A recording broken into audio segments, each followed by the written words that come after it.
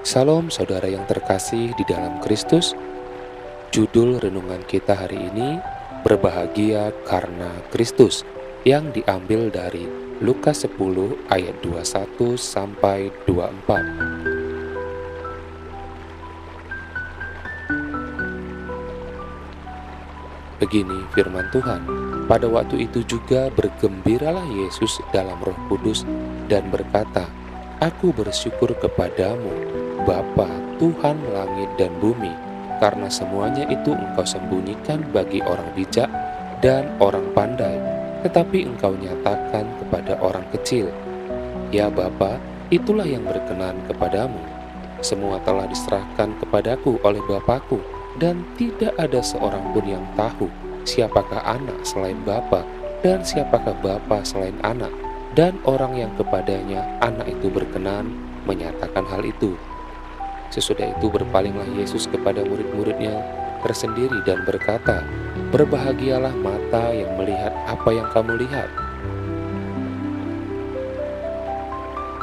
Karena aku berkata kepada kamu, banyak nabi dan raja ingin melihat apa yang kamu lihat, tetapi tidak melihatnya, dan ingin mendengar apa yang kamu dengar, tetapi tidak mendengarnya.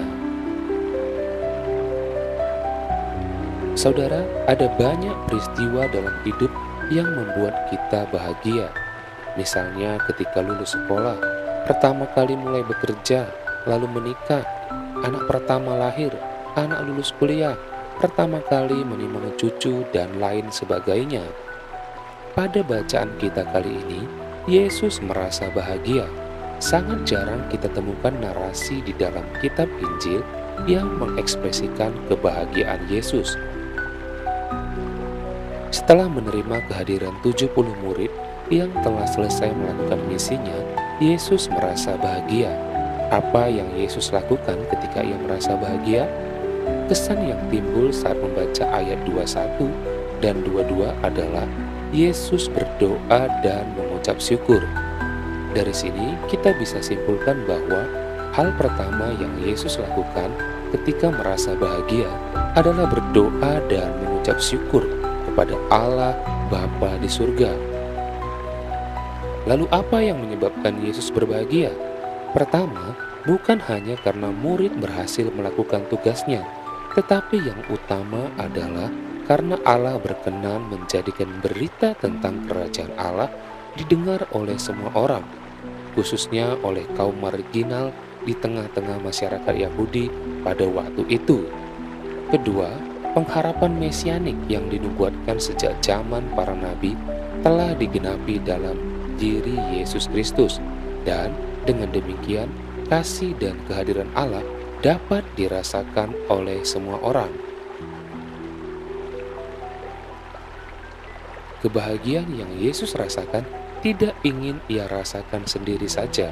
Oleh karena itu, Yesus berbagi kebahagiaan dengan mengajarkan untuk berbahagia.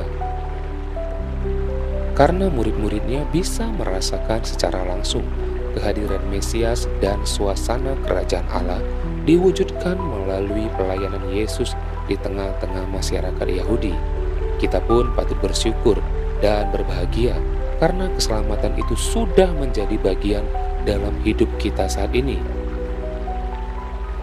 Biarlah kebahagiaan itu menyertai, memotivasi, dan memberi kita kekuatan di dalam melintasi berbagai pergumulan, bahkan penderitaan karena iman kepada Yesus Kristus.